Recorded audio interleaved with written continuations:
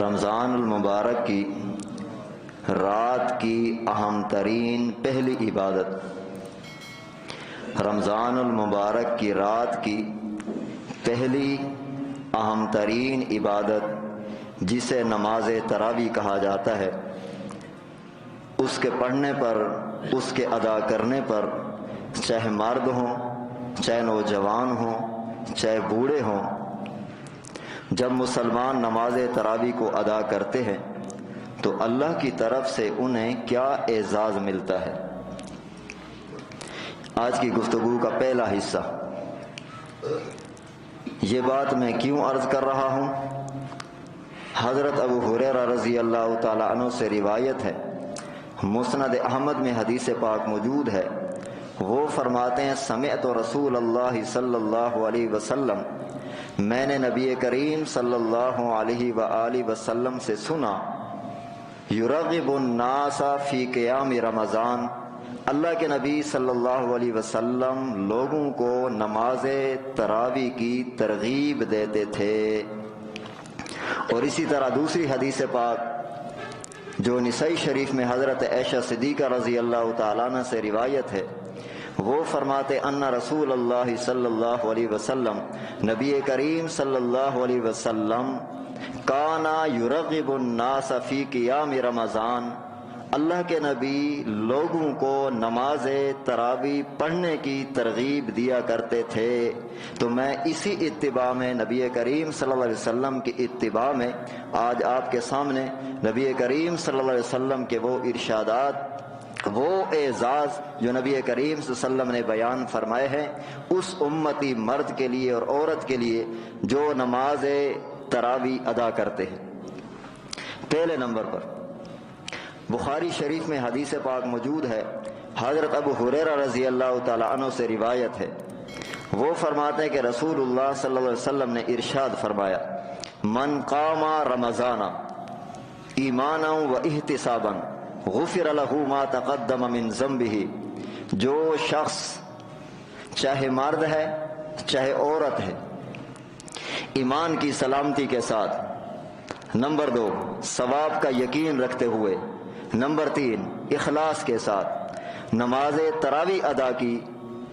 غفر له ما تقدم من ذنبه، اس نماز تراویح کو پڑھنے والا مرد، پڑھنے والی عورت، پڑھنے والا جوان، پڑھنے والا بوڑھا، اللہ کے نبی فرماتے ہیں اس کو اعزاز یہ ملے گا کہ اللہ تعالیٰ نماز تراویح پڑھنے والے کے پہلے سارے گناہ صغیرہ معاف فرما دے۔ دوسرے نمبر پر حضرت عمر رضی اللہ تعالیٰ عنہ سے روایت ہے، صحیح ابن حبان نے حدیث پاک موجود ہے، جاء رجل الی النبی صلی اللہ علیہ وسلم، ایک شخص آیا نبی کریم صلی اللہ علیہ وسلم کے پاس، فقال یا رسول اللہ، اس نے کہا اے اللہ کے رسول، ارأیتا، میں آپ سے ایک مسئلہ پوچھتا ہوں، ارأیتا، اللہ کے نبی سے فرما رہے آپ کا کیا خیال ہے؟ اس شخص نے اللہ کے نبی سے مسئلہ پوچھا، ان شہدت اللہ الہ الا اللہ، اللہ کے نبی کے سامنے وہ شخص کہتا ہے اگر میں اس بات کی گواہی دوں کہ اللہ کے علاوہ کوئی عبادت کے لائق نہیں، وَأَنَّكَ رسول اللہ، اور آپ اللہ کے سچے رسول ہیں، یہ اللہ کے نبی کے سامنے شخص کھڑا ہے اور اللہ کے نبی سے کہہ رہا ہے ایک مسئلہ پوچھنے کے لیے۔ کیا پوچھا؟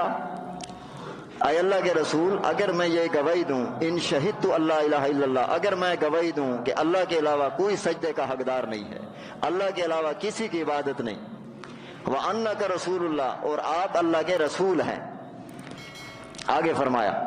وَصَلَّيْتُ الصَّلَوَاتِ الْخَمْسِ، اور میں 5 وقت کی نماز پابندی کے ساتھ ادا کرتا رہوں، وَأَدَّيْتُ الزَّكَاةَ، اور پھر میں زکوٰۃ بھی ادا کرتا رہوں، وَصُمْتُ رمضان، میں رمضان کے روزے بھی رکھوں، وَقُمْتُهُ، اور رات کو نماز تراویح بھی ادا کروں، فَمِمَّنْ أَنَا، تو میرا کن لوگوں میں شمار ہوگا؟ یہ شخص نے پوچھا، اللہ کے نبی کے پاس آئے، امام الانبیاء صلی اللہ علیہ وسلم نے ارشاد فرمایا جواب میں اس شخص سے کہ یہ سارے اعمال کرنے کے ساتھ ساتھ، جس چیز کا آپ نے ذکر کیا ہے، یہ سارے اعمال کرنے کے ساتھ ساتھ اگر آپ نماز تراویح بھی ادا کریں گے، اللہ کے نبی نے فرمایا قال من الصدیقین والشہداء، اللہ تعالیٰ آپ کا شمار صدیقین اور شہداء میں کر دیں گے۔ اللہ کے نبی فرما رہے اب صدیقین اور شہداء کون لوگ ہیں؟ اللہ رب العزت نے قرآن کریم میں اپنے محبوب اور پسندیدہ لوگوں کی ایک فہرست دی ہے۔ اللہ رب العزت نے قرآن کریم میں اپنے محبوب اور پسندیدہ لوگوں کی ایک فہرست دی ہے۔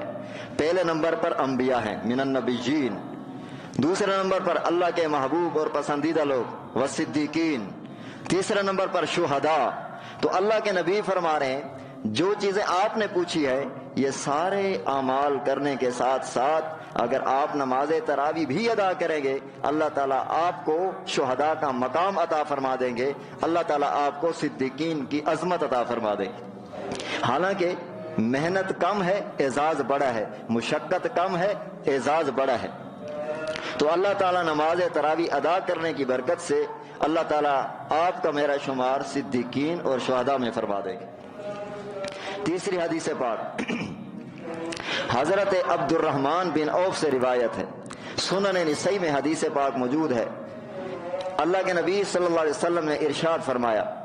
کہ اللہ رب العزت نے تم پر رمضان کے روزے فرض کیے ہیں۔ آگے ارشاد فرمایا یہاں پر فیس بک اور موبائلوں پر ایک اٹھنے والا سوال کا رد بھی ہے جو لوگوں کے ذہنوں میں شبہات ڈال کر اللہ کی عبادت سے دور کرنا چاہتے ہیں۔ سنیں اللہ کے نبی کے مبارک الفاظ جو نبی کریم صلی اللہ علیہ وسلم کے اپنے منہ سے ادا ہوئے۔ اللہ کے نبی نے فرمایا اللہ رب العزت نے تم پر رمضان کے روزے فرض کیے ہیں۔ آگے کیا فرمایا وَسَنَنْتُ لَكُمْ قِيَامَهُ، میں نے تمہارے لیے سنت قرار دیا ہے نماز تراویح کو۔ یہ آپ وسلم کے الفاظ ہیں، یہ سنن نسائی میں حدیث پاک موجود ہے۔ وَسَنَنْتُ لَكُمْ قِيَامَهُ، میں نے تمہارے لیے نماز تراویح کو سنت قرار دیا ہے۔ آگے کیا فرمایا کہ جو نماز فمن صامہ، جس نے دن کو روزہ رکھا، رمضان المبارک کے رات کی پہلی عبادت نماز تراویح کو ادا کیا، وقامہ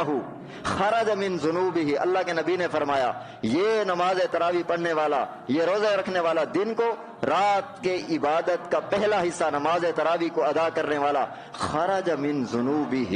یہ گناہوں سے ایسے نکل جاتا ہے، یہ گناہوں سے ایسے پاک ہو جاتا ہے کہ یوم ولدتہ امہ، جس دن اسے اس کی ماں نے جنا تھا۔